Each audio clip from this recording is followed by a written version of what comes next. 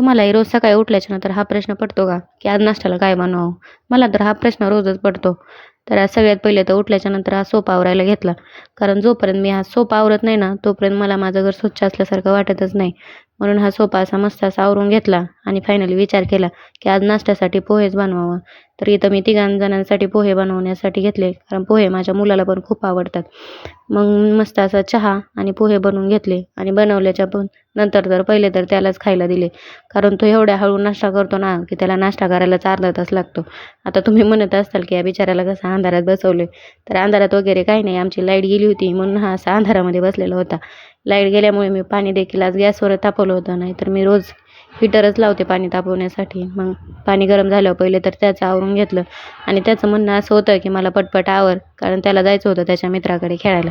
बघा कसा नाटकं करतोय तो आवरताना सुद्धा. मग त्याला आवरून वगैरे दिलं आणि तो गेला मग त्याच्या मित्राकडे खेळायला. म्हणलं जोपर्यंत हा बाहेर गेलाय तोपर्यंत आपण आपलंही आवरून घ्यावं. आणि मग मी पण फ्रेश झाले आणि फ्रेश झालं की लगेच मग घेतलं जेवण बनवायला.